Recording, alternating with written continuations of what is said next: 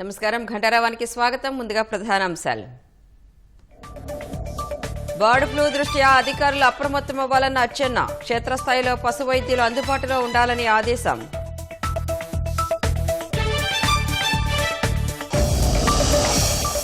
కేరళ, తమిళనాడు రాష్ట్రాల్లో పవన్ కళ్యాణ్ పర్యటన. సనాతన ధర్మ పరిరక్షణలో భాగంగా ఆలయాల సందర్శన.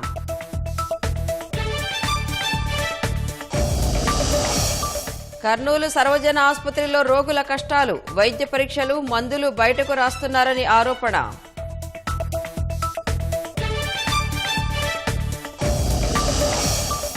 ప్రధాని విదేశీ పర్యటనలో ఉగ్రదాడి జరగొచ్చంటూ బెదిరింపులు. ఫోన్ చేసిన వ్యక్తిని అదుపులోకి తీసుకున్న పోలీసులు.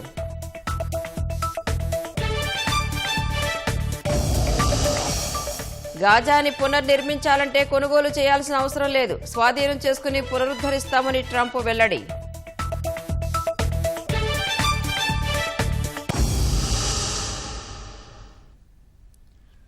బర్డ్ ఫ్లూ ప్రభావంతో కోళ్ల మృతిపై సంవర్ధక శాఖ మంత్రి అచ్చెన్నాయుడు ఉభయ గోదావరి, ఉమ్మడి కృష్ణా జిల్లాల ఉన్నతాధికారులతో టెలికాన్ఫరెన్స్ నిర్వహించారు. క్షేత్రస్థాయిలో పశు వైద్యులు అందుబాటులో ఉండాలన్నారు. చనిపోయిన కోళ్ల శాంపిల్స్ ప్రయోగశాలలకు పంపాలని సూచించారు. రాష్ట్ర వ్యాప్తంగా అన్ని జిల్లాల్లో అధికారులు అప్రమత్తంగా ఉండాలని సూచించారు. పరిస్థితిని బట్టి జోన్లు ఏర్పాటు చేసి పర్యవేక్షించాలన్నారు. పౌల్ట్రీల వద్ద బయోసెక్యూరిటీ జాగ్రత్తలు పాటించాలని, సంబంధిత పౌల్ట్రీల వద్ద రవాణా వాహనాలు సంచరించకుండా చూడాలన్నారు. పరిస్థితి అదుపులోకి వచ్చే వరకు సంబంధిత ప్రాంతాల నుంచి కోళ్ల రవాణా నిషేధించాలని మంత్రి అచ్చెన్న ఆదేశించారు.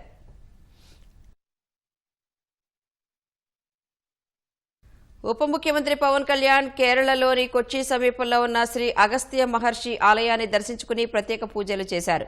ఈ క్షేత్ర సందర్శనలో పవన్ కళ్యాణ్ కుమారుడు అకీరానందన్, టీటీడీ పాలక మండలి సభ్యుడు ఆనందసాయి కూడా ఉన్నారు. జ్వరం నుంచి కోలుకున్న ఉప ముఖ్యమంత్రి పవన్ కళ్యాణ్ దక్షిణాది రాష్ట్రాల్లో పర్యటిస్తున్నారు. సనాతన ధర్మ పరిరక్షణలో భాగంగా 3 రోజుల పాటు కేరళ, తమిళనాడులోని పలు ఆలయాలు సందర్శించనున్నారు. సాయంత్రం త్రివేంద్రంలోని పరశురామస్వామి ఆలయం సందర్శించనున్నారు. ఆ తర్వాత అనంత పద్మనాభస్వామి, మధుర మీనాక్షి, కుంభేశ్వర ఆలయం, స్వామి మలై, తిరుత్తణి సుబ్రహ్మణ్యేశ్వర స్వామి ఆలయాలను సందర్శించనున్నారు.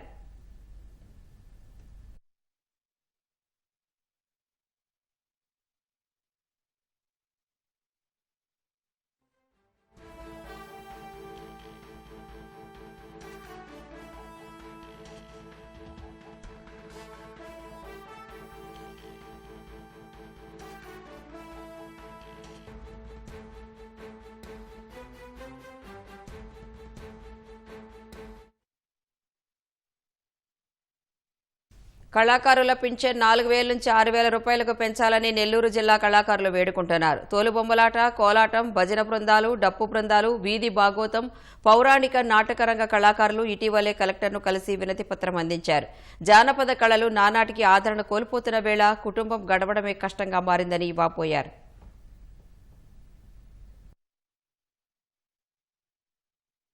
ఎక్కడ నేస్తే 4,000, 5,000, 10,000 ఈ వాటని వస్తాం. మేము 10 మంది గ్రూపు, 15 మంది ఉంటాం. మాకు అదే ఆధారం. ప్రోగ్రామ్స్ లేనప్పుడు ఏదైనా కూలికి పోతాం. ఇక ఏం చేస్తాం? ప్రోగ్రాం తగ్గిపోయినాయి. ఈ కళ అంతా మాసిపోయింది. ఇప్పుడు అంతా సినిమాలు, డ్రామాలు కూడా పోయినాయి, సినిమాలు అయిపోయినాయి. కాబట్టి అంతా సెల్లల్లో వచ్చేస్తుంది, అరిచేతిలో వస్తుంది. కాబట్టి ఈ కళ మాయమైపోయింది. ఏదో ఎక్కడ మారుమూర ప్రాంతాన్ని ఉంటుంది, అంతకుమించి ఇంకేం లేదు. మాకు వయసు వచ్చింది, మందులకే సరిపోవడం లేదు. మాకు మీరు ఇచ్చే పింఛను. డప్పులు వాయించి, చిందులేసి, ప్రభుత్వ పథకాలను ప్రచారం చేసి వయసు ఊడికిపోయి ఈరోజు రకరకాల జబ్బులతో మా వృత్తిని కొనసాగించేటటువంటి పరిస్థితుల్లో లేవు. కాబట్టి ప్రభుత్వం వారు మాకు 4,000 రూపాయలు పింఛను ఇస్తుంది. పక్క రాష్ట్రమైనటువంటి తెలంగాణ రాష్ట్రంలో ప్రభుత్వం అక్కడ ఉన్నటువంటి కళాకారులను గుర్తించి 6,000 రూపాయలు ఇస్తున్నారు. అదేవిధంగా ఇక్కడ ఉన్నటువంటి ఈ కళాకారులు కూడా 6,000 రూపాయలు ఇవ్వాలని కోరుకుంటూ, మా కళాకారులు రకరకాల జబ్బులతో షుగరు, బీపీ, కామెర్లు, మోకాళ్ళు నొప్పులు వచ్చేసి ఇచ్చేటటువంటి 4 రూపాయలు కుటుంబాన్ని పోషించుకోలేక 2 పూటలకు మాత్రలు చాలక ఇబ్బందులు పడుతున్నాం. వరికి ప్రభుత్వం మద్దతు ధర పెంచాలని నెల్లూరు జిల్లా రైతులు కోరుతున్నారు. కొనుగోలు కేంద్రాలను ఏర్పాటు చేసి దళారులకు అడ్డుకట్ట వేయాలని విజ్ఞప్తి చేస్తున్నారు. వ్యాపారులు, మిల్లర్లు కుమ్మక్కై మార్కెట్లో ధరలు లేవని ప్రచారం చేస్తున్నారని రైతులు ఆరోపిస్తున్నారు.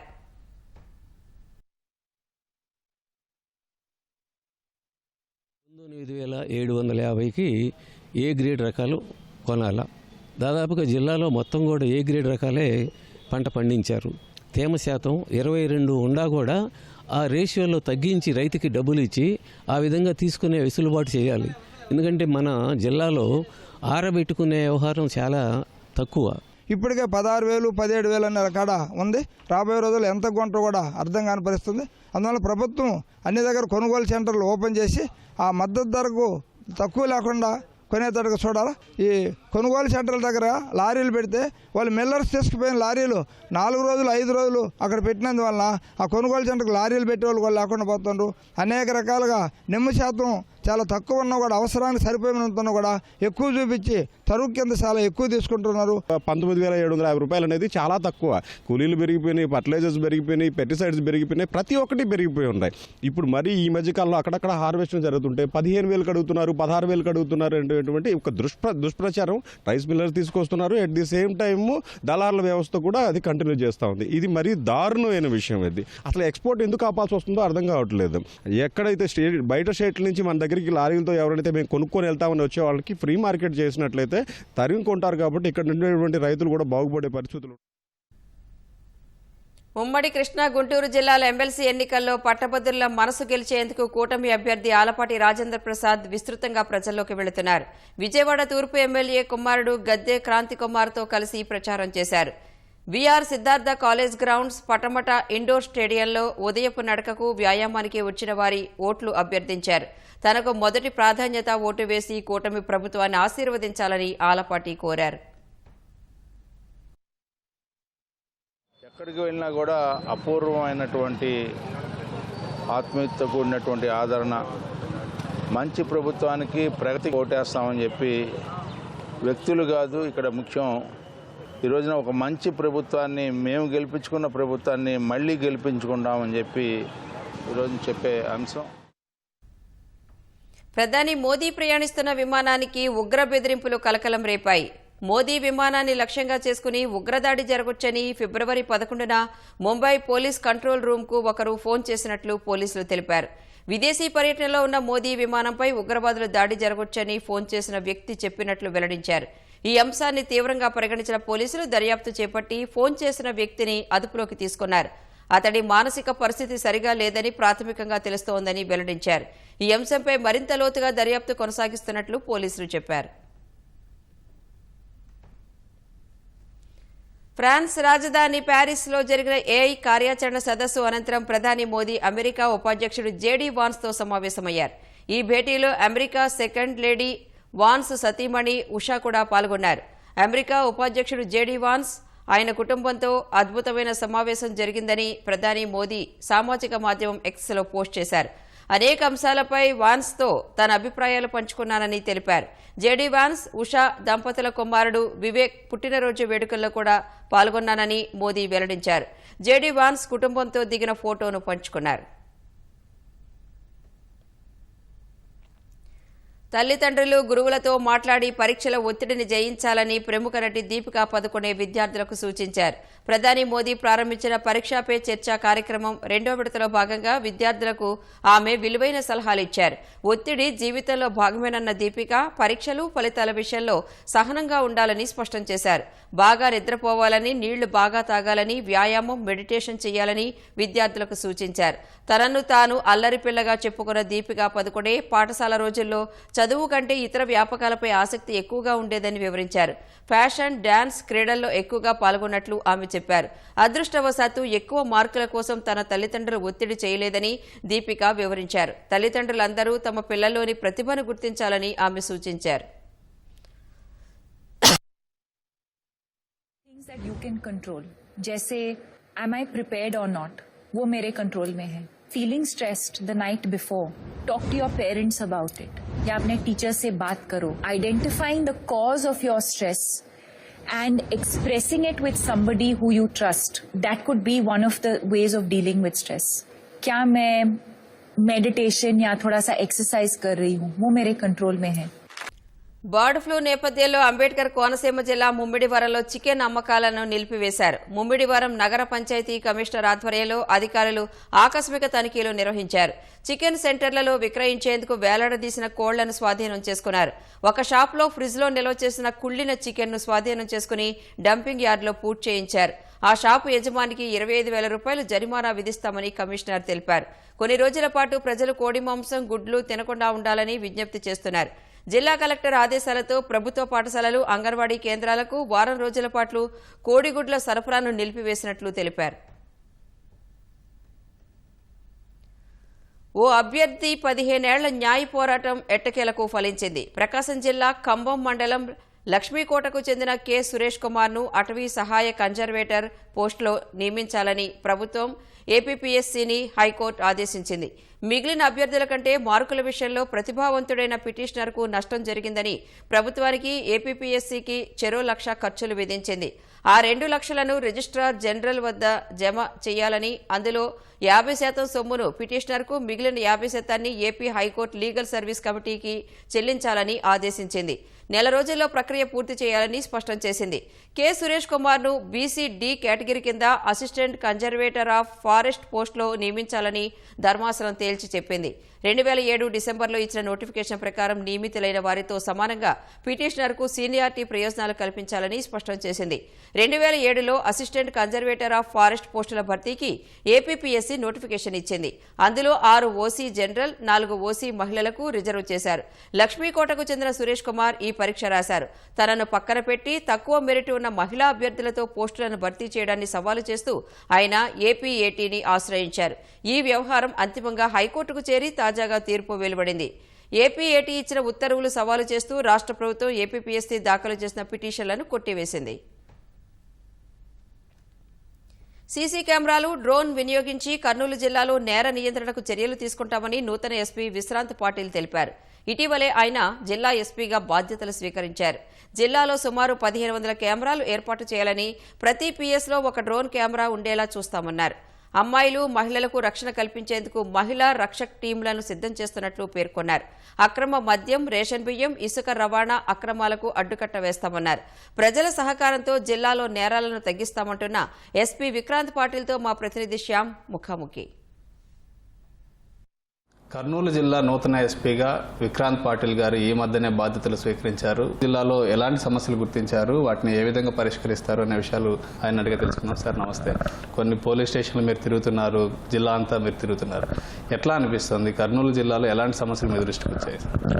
ఓవరాల్ కర్నూలు జిల్లాలో ఇప్పటికీ నాకు వచ్చిన సమాచారం వరకు ఓవరాల్ లా అండ్ ఆర్డర్ బాగానే ఉందండి. మన మెయిన్ కాన్సన్ట్రేషన్ ఆనరబుల్ సీఎం గారు కూడా చెప్తా ఉంటారు, use of technology in policing. అదే భాగంగా పెద్ద ఎత్తున సీసీటీవీ కెమెరా ఇన్స్టాలేషన్ మనం చేపడుతున్నాము. ఇప్పటికీ దాదాపు 1,500 కెమెరాస్ లాస్ట్ ఒక మంత్లో ఇక్కడ ఇన్స్టాల్ చేయడం జరిగింది. ఇక రాబోయే రోజులు ఇంకా ఒక నేరం జరిగినప్పుడు ఏదో ఒక సీసీటీవీ కెమెరాలో నేరం జరిగిన ప్రాంతం కానీ లేదా నేరస్తుడు కానీ కవర్ అయ్యేలా ఉండాలని ఆనరబుల్ సీఎం గారు మా అందరికీ ఆదేశాలు ఇచ్చారు. అదే దిశగా ఫస్ట్ సీసీటీవీ ఫుటేజ్ ఇన్స్టాలేషన్కి మనం కాన్సన్ట్రేషన్ పెడుతున్నాము. డ్రోన్ కెమెరాస్, సో ప్రతి స్టేషన్కి అట్లీస్ట్ ఒక డ్రోన్ ఉండేలాగా ఇప్పుడు కొత్తగా ట్రై చేస్తున్నాము. ఓపెన్ డ్రింకింగ్, గాంజా సేవిస్తున్న ప్రాంతాల్లో మన డ్రోన్తో సర్వేలెన్స్ పెడుతున్నాము. సో ఇప్పుడు యాజ్ ఆఫ్ నౌ మన డిస్ట్రిక్ట్లో 3 డ్రోన్స్ ఉన్నాయి. సీసీటీవీ వల్ల, డ్రోన్ వల్ల మనకి తక్కువ మ్యాన్ పవర్తో ఎక్కువ పని, అంటే they act as force multipliers. అదే భాగంగా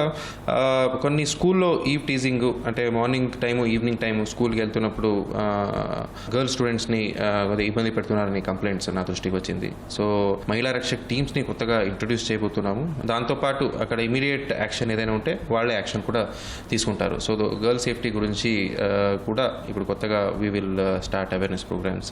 తర్వాత సైబర్ క్రైమ్ ఈ రీసెంట్ పాస్ట్లో చాలా ఎక్కువ పెరిగింది. సైబర్ ఇది డిజిటల్ అరెస్ట్, తర్వాత ఇన్వెస్ట్మెంట్ ఫ్రాడ్స్ అలాంటి ఆ పేరుతో, బట్ అది జరగకుండా చూసుకోవడము ఇంకా పెద్ద ఎత్తున ఛాలెంజ్. సో అది అందరికీ ఒక అవేర్నెస్ తీసుకొచ్చేలాగా ఒక ప్రణాళిక స్టార్ట్ చేస్తున్నాం. సార్ ప్రధానంగా బియ్యం కానీ కానీ లేకపోతే మద్యం కానీ ఇసుక కానీ ఇట్లాంటి సమస్యలు ఉన్నాయి, వీటిని ఎట్లా పరిష్కరించారు? Across the border. So already border check post run అవుతున్నాయి. ఆల్రెడీ పక్క జిల్లా ఎస్పీలతో కూడా మాట్లాడాము. డబుల్ వర్క్ కాకుండా సమన్వయంతో చెక్ పోస్ట్ అరేంజ్ చేయాలని మనం అనుకున్నాము. సో ఆల్రెడీ ఉన్న చెక్ పోస్ట్ని ఇంకా కొంచెం స్ట్రెంథన్ చేస్తాము. సో నిఘా పెట్టడము, చెక్ పోస్టులు పెట్టడము, తర్వాత ఇమీడియట్ యాక్షన్ తీసుకోవడము, ఇలా మల్టీ ప్రాంగ్డ్ స్ట్రాటజీతో we will tackle those problems. ఏదో ఒకటి విలేజ్లో ఏదో జరగబోతుంది లేదా చిన్న ఇష్యూలో గొడవలు జరుగుతున్నాయంటే మనకి ఇమీడియట్లీ ఇన్ఫర్మేషన్ వచ్చేస్తుంది. ఇప్పుడు ఇందుకు ముందులా కాదు, బికాజ్ సోషల్ మీడియా ఉంది. సో ఇమీడియట్లీ ఇన్ఫర్మేషన్ వచ్చినప్పుడు immediate action and firm action తీసుకోవడం వల్ల ప్రజల్లో కాన్ఫిడెన్స్ కూడా ఉంటుంది, భయం కూడా ఉంటుంది. ఇలా వీ విల్ కంట్రోల్ ఎవ్రీథింగ్. జిల్లాలో డ్రంక్ అండ్ డ్రైవ్ వల్ల ఒక్క యాక్సిడెంట్ కూడా జరగకూడదు అనేది మా ఉద్దేశము. మీ ద్వారా అందరికీ ప్రజలకు కూడా విజ్ఞప్తి చేస్తున్నాను, డోంట్ డ్రింక్ అండ్ డ్రైవ్. చిన్న పెట్టి క్రైమ్ కూడా మనం జరగకుండా చూస్తే పెద్ద క్రైమ్ జరగకుండా మనం ఈజీగా చూసుకోవచ్చు. సార్, ఫైనల్గా కర్నూలు జిల్లా ప్రజలకి ఏం చెప్తారు, మీరు ఏం కోరుకుంటున్నారు? ట్రాఫిక్ రూల్స్ ఫాలో చేయండి, హెల్మెట్ ధరించండి. ఏదైనా ఎక్కడైనా ఇబ్బందులు ఉంటే మన దృష్టికి తీసుకురావాలి. ప్రజల్లో ఆ కాన్ఫిడెన్స్ ఉండాలి, పోలీసుకి చెప్తే ఒక యాక్షన్, ఇమీడియట్ యాక్షన్ ఉంటుంది అని. సో ఆ భరోసాని మేము కలిగిస్తాము. పోలీసుతో సహకరించండి, లా ఫాలో చేయండి. Thank you sir, thank you very much. ఇది కర్నూలు ఎస్పీ విక్రాంత్ పాటిల్ గారు చెప్తుంది. కెమెరామెన్ శేషుతో షామీ న్యూస్. రాయలసీమ పేదల పెద్ద ఆసుపత్రిగా పేరుగాంచిన కర్నూలు సర్వజన వైద్యశాలకి సుస్థి చేసింది. నిత్యం వేలాది మంది రోగులతో కిటకిటలాడే కర్నూలు ప్రభుత్వ ఆసుపత్రిలో అడుగుపెట్టగానే సమస్యలు స్వాగతం పలుకుతున్నాయి. అధికారులు, సిబ్బంది నిర్లక్ష్యం కారణంగా రోగులు కష్టాలు రెట్టింపవుతున్నాయి.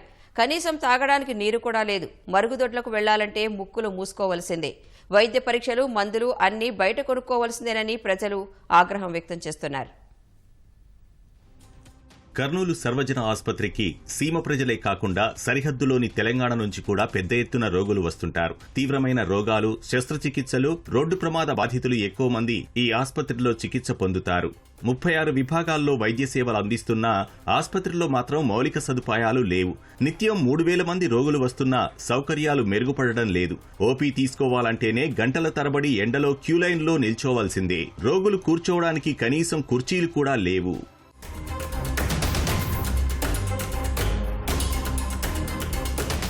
జనాలు ఎక్కువ వచ్చినందుకు లేట్ ఎక్కువైతుంది సార్. కొద్దిగా హెల్త్ బాగాలేని వాళ్ళకి చాలా ఇబ్బంది పడుతున్నారు. జనాలు ఎక్కువనందుకు ఇబ్బంది పడుతున్నాం సార్. అంటే డైరెక్ట్గా వెళ్ళాలి ఎమర్జెన్సీకి, లేదంటే కొంచెం ఓపిక ఉందంటే, ఇప్పుడు నాకు యాక్సిడెంట్ అయింది, ఇప్పుడు నాకు కొంచెం ఓపిక ఉంది కాబట్టి నేను నెంబర్ తీసుకొని ఓపీ కోసం వెళ్ళాను. అక్కడ ముందర రిక్వెస్ట్ చేసి కూడా ఎవరు యాక్సెప్ట్ చేయలేదు, మేము లైన్లో ఉన్నాం కదా అని చెప్పేసి. చాలా లేట్ అవుతుంది, గంట నిలబడి లైన్లోనే గంట, 2 గంటలు పడుతుంది. గవర్నమెంట్ పరచుకోవాలి. పేషెంట్ నిలబడలేకుంటే నేను ఓపీ తీసుకోవడానికి నిలబడి, ఇక్కడ కుర్చీలు లేవు కదా సార్, అందుకోసం కింద కూర్చోబెట్టిన. కూర్చోడానికి ఇబ్బందిగా ఉంది, అంటే చైర్లు లేవు, ఏం లేవు, అసలు క్యూ కదలడం లేదు. రోగులు, బంధువులకు సమగ్ర వివరాలు తెలిసేలా ఎక్కడా కనీసం బోర్డులు లేవు. డయాగ్నోస్టిక్ బ్లాక్ కు వెళితే గంటల తరబడి ఎదురు చూడాల్సి వస్తోంది. పైగా సిబ్బంది నిర్లక్ష్యం వల్ల రోగులు అక్కడికి ఇక్కడికి తిరగాల్సి వస్తోంది. వైద్య పరీక్షలు ఉంటే మాత్రం ఒకరోజు ఆసుపత్రిలో నిద్రించాల్సిందే. కొన్ని రకాల టెస్టులు, మందులు బయట ప్రైవేట్ ల్యాబ్ కు వెళ్లి చేయించుకుని రమ్మంటున్నారని రోగులు వాపోతున్నారు.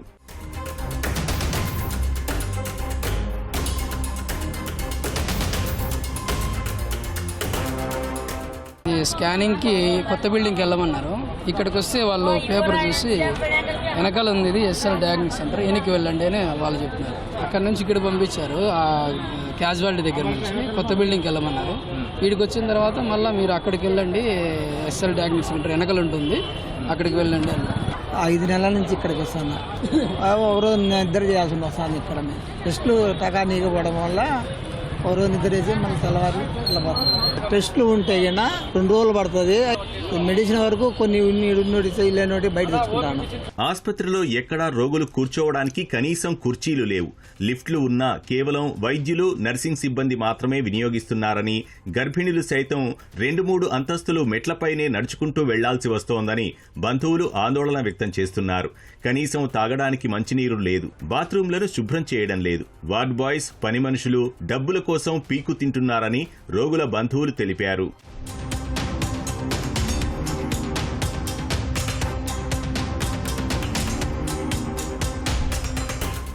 వాష్రూమ్స్కి వెళ్తే అసలు వాష్రూమ్స్ చాలా చెత్తగా ఉన్నాయి లేడీస్కి. పిల్లలకు స్నానం చెప్పడానికి కూడా ఫెసిలిటీస్ లేదు, అసలు చెత్త ఫెసిలిటీస్. వీళ్ళు మెయింటైనింగ్ అసలు చాలా బ్యాడ్ మెయింటైనింగ్ చేస్తున్నారు హౌస్ కీపింగ్ అంటే. మంచినీళ్ళు కానీ మేము ఎక్కడో పోయి బయట తెచ్చుకుంటున్నామండి. ఒక లీటర్ ఒక డబ్బా తీసుకుంటే క్యాన్ వచ్చేసి 60 రూపాయల నుంచి 70 రూపాయల దాకా తీసుకుంటున్నారు వాళ్ళు. అసలు మంచినీటి వసతే లేదు ఇక్కడ. ఆ లిఫ్ట్ ఉంటుంది ఓన్లీ డాక్టర్స్కేనంట లిఫ్ట్. అది వాళ్ళ డాక్టర్స్గా లేకుంటుంది దేనికంటే లిఫ్ట్ అది. వాళ్ళ డాక్టర్లు వెళ్తారు, మేము వెళ్ళాలి ఫస్ట్ అని. వాళ్ళ డాక్టర్లు ఎవరైనా పేషెంట్ వస్తే చూడాలని దింపేసి డాక్టర్లు ఎక్కిపోతున్నారు. మెట్లు అంటే 3rd ఫ్లోర్కి వెళ్ళాలండి. ఒక గర్భిణీ స్త్రీ 3rd ఫ్లోర్కి వెళ్ళాలంటే ఎలాంటి వాళ్ళకి కాన్పుకనే వచ్చినాం సార్. తాగడానికి నీళ్ళు లే ఏం లే, అక్కడ దూరం పోవాలా సార్ మేము.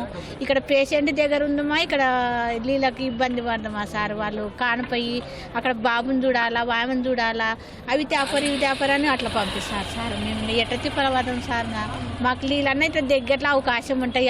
అన్నం లేకుండా నీళ్ళు తాగి కూడా మేము చేసుకుంటాం సార్. బాత్రూమ్ గలీజులు ఉన్నాయి సార్, కొంచెం గలీజులు ఉన్నాయి బాత్రూమ్లు. వాసన అది ఇది కారంగా ఏమనంటే తయారు డబ్బులు అని అడుగుతారు సార్. మేము బీదోళ్ళం, ఏదో గవర్నమెంట్ ఆసుపత్రి కన్నా వాళ్ళే సార్ ఇట్లా దొబ్బకపోయితలు బాత్రూమ్ వాళ్ళు అడుగుతున్నారు సార్. నూర్లు అడుగుతారు సార్. బాటర్ ఇది 20, అది ఇంత బాటర్ 40, 50 పోపించుకొచ్చుకున్నారు, 30 పోపించుకొచ్చుకున్నారు. అయ్యేటోళ్ళు ఎట్లా సన్నీళ్ళు ఉడికి నీళ్ళు దీనికి 30 రూపాయలు బాలింతకి నీళ్ళు సర్దుకున్నారా. గ్లూకో లెవెల్స్ చెక్ చేసే పుల్లలు ఉన్నాయి, చిన్న చిన్న పుల్లలు, షుగర్ పుల్లలు, అవి కూడా బయటికి రాస్తున్నారు ప్రతి మనిషికి.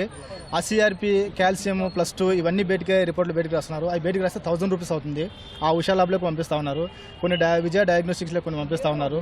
బ్లడ్ టెస్టులు కూడా ఇక్కడ చాలా వరకు బ్లడ్ చెకింగ్ చేస్తారు కదా, ట్యూబ్లు, చిన్న చిన్న ట్యూబ్లు, ఆ ట్యూబ్లు కూడా కొనుక్కొచ్చుకోవాల్సి వస్తుంది బయట.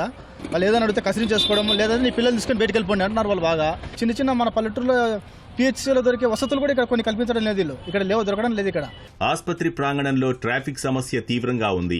అడ్డదిడ్డంగా ఎక్కడంటే అక్కడ వాహనాలు నిలిపివేస్తున్నా పట్టించుకునే వారే లేరు. అలాగే ఆసుపత్రిలో సిబ్బంది కొరత వేధిస్తోంది. ఉన్న సిబ్బంది పని ఒత్తిడి కారణంగా రోగులు, బంధువులతో నిర్లక్ష్యంగా వ్యవహరిస్తున్నారన్న ఆరోపణలు వినిపిస్తున్నాయి. అయితే తన దృష్టికి వచ్చిన సమస్యలను ఎప్పటికప్పుడు పరిష్కరిస్తున్నట్లు ఆసుపత్రి అధికారులు చెబుతున్నారు. బయటకు రాస్తున్నాం అనేది నా నోటీస్కి వచ్చిన వెంబటే నేను సీరియస్ యాక్షన్ తీసుకున్నాను. సిటీ స్కాన్, ఎంఆర్ఐ కూడా బయటకు రాస్తున్నారని కొంత ఇది వచ్చింది, అపవాదం వచ్చింది. దాదాపు ఎంఆర్ఐలు మనకు 150 దాకా జరుగుతాయి ఇక్కడ. సిటీ స్కాన్లు కూడా ఇక్కడే చేస్తున్నాం. అన్ని మందులు ఎమర్జెన్సీ కానీ అన్ని సమకూరుస్తున్నాం. ప్లస్ డ్రగ్స్ టెండర్ ప్రాసెస్లో ఉంది. మనకు త్వరలో ఫుల్ ఫ్లెడ్జ్డ్గా ఇప్పుడు ఒక 15 డేస్లో ఈ జనౌషధి వాళ్ళకి ఇచ్చినారు government tender process. So they are providing all the medicines.